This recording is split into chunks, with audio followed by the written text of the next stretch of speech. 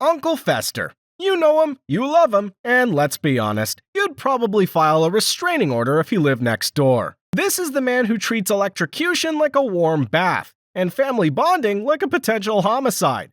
But behind the goofy grin, Fester has a rap sheet. Not an official one, of course. The police don't exactly keep records on guys who can summon hurricanes with a spellbook.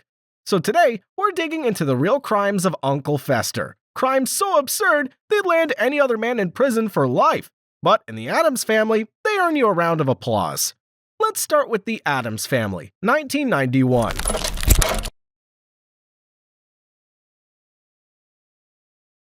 This is peak Fester. Unhinged, weirdly sweet, and deeply, deeply criminal. First up, his niece Wednesday comes to him, curious about how to kill someone. You know, as children do in the Addams house. She hesitates, whispering, "But he's only a child." And what does Fester do? Does he comfort her? Teach her morality? Nope. He drops a line that should have had Child Protective Services on speed dial.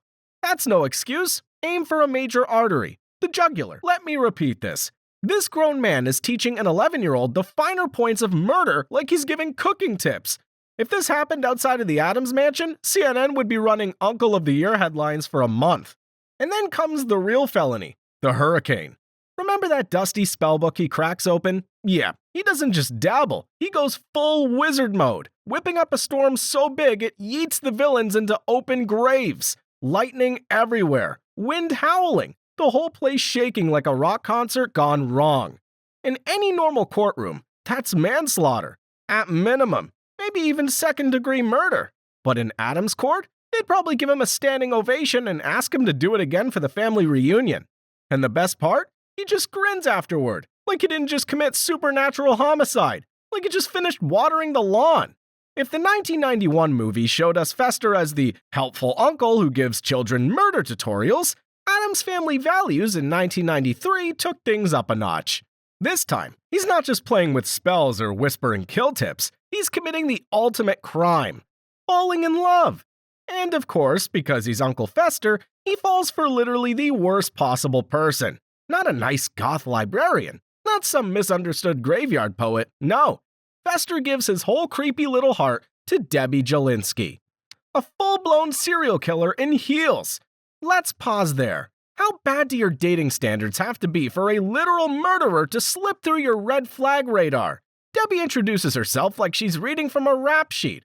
"I've killed all my husbands. I like setting people on fire. I'm definitely not here for your money." And what does Fester do? He blushes. He giggles. He proposes. If naivety were a crime, Fester would be on death row. But the real horror show is what happens next. The honeymoon. Picture it. Candlelit tub. Bubbly water. Maybe some Addams-style ambiance. You know, skulls, cobwebs, maybe a lurking piranha. Debbie decides this is the perfect time for homicide. She tosses a boombox into the bath. Instant electrocution. Romantic, right? Here's the problem. Fester loves electrocution. The man treats 200 volts like a bubble bath. Instead of frying like calamari, he giggles. Debbie's murder attempt turns into a spa treatment.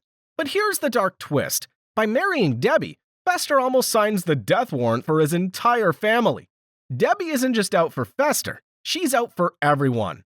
If her plan had worked, Gomez, Morticia, Wednesday, Pugsley, even baby Pubert, gone. Family genocide by marriage. And what does Fester do while all this is happening? He moons over her like a teenager writing bad poetry. He doesn't notice his whole bloodline's about to become ash. In a real courtroom, this is conspiracy to commit mass murder. You don't get to shrug and say, "Oops, I accidentally married a serial killer." That's not an oopsie. That's a Netflix true crime doc waiting to happen. But in Addams' world, it's just another Tuesday. Morticia probably sighed, "Ah, young love," while Gomez toasted with champagne. Debbie eventually goes full scorched earth mode, literally strapping the family into electric chairs. And who's partly responsible for them almost frying? Yep, our boy Fester. The Addamses narrowly escape, and instead of throwing him into therapy for a century, they welcome him back like nothing happened. Imagine ruining Thanksgiving, almost killing your entire family, and still being invited back for dessert. That's Uncle Fester. The animated reboots decided to make Fester cute. Rounder head, softer eyes, like a creepy mascot you'd win at a haunted carnival. But underneath the Pixar light polish, the crimes are still there. Take the Addams Family 2 in 2021. Fester says, with the kind of casual delivery most people reserve for ordering a pizza, I'd only murder Cyrus to protect the family. Excuse me? Only murder him? Imagine someone saying, don't worry, officer, I only commit homicide when it's convenient. That's not a defense. That's a confession. And he doesn't just say it. He follows through. In the final act, he straight up electrocutes Cyrus Strange, the supposed genius scientist villain. It's not a quick zap either. It's a full-blown electrical meltdown that looks like Fester moonlighting as a DJ at the world's worst rave. Sparks everywhere. Villain fried to a crisp. Family cheering like it's the 4th of July. The important thing here is that the crimes keep evolving with the times. In the 90s, he was handing out murder tips. In the 2010s, he's basically saying, explosives? Electrocution? Yeah, that's just my love language. The infamous parrot scene. Fester hooks a poor bird up to his signature electrocution routine until it squawks out a secret passcode. In our world, that's a felony. In his world, it's creative interrogation. Somewhere, PETA is crying into their tofu. When Wednesday breaks him out, Fester unleashes Slurp, the zombie cellmate, who snacks on half the asylum staff. Do the police get called? Nope. Does Fester panic? Nope. He smiles, calls Slurp an old friend, and pats him on the back while humans are being eaten alive. That's aiding and abetting cannibalism, folks. In one season, 5 crimes, not even counting the collateral damage. Picture this. Fester needs to get inside Willow Hill Asylum. Most people would think, fake a visitor's pass, maybe sneak through a back door. Not Uncle Fester. Step 1. He whips out a stack of fake IDs. Not just 1 or 2, dozens. Driver's licenses, fake passports, magician cards, you name it, he's got it. Half of them probably printed on napkins. In the real world, that's federal fraud. In his world, it's just called being prepared. Of course, none of them work. Security takes one look at his bald head, trench coat, and collection of fake names and says, yeah, no.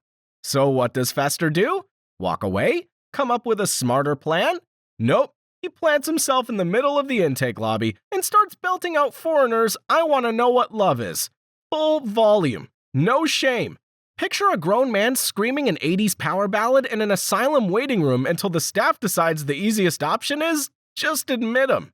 And it works. He gets locked inside like it was part of the plan all along.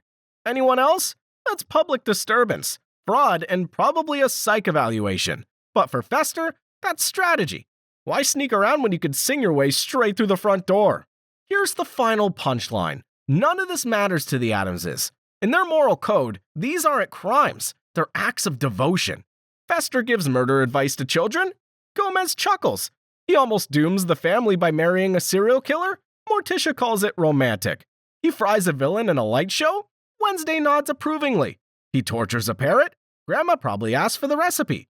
At one point, Fester himself admits, that was twisted, even by my own sick standards. When Uncle Fester thinks you've crossed the line, you know it's serious. But the Addams family doesn't see it that way. They see loyalty, no matter how bloody, fried, or feathered it comes. So yeah, Uncle Fester isn't just the weird uncle with a light bulb trick. He's a walking rap sheet in a trench coat. In our world, prison. In the Addams world, a standing ovation. Or better yet, a snap ovation. Snap, snap.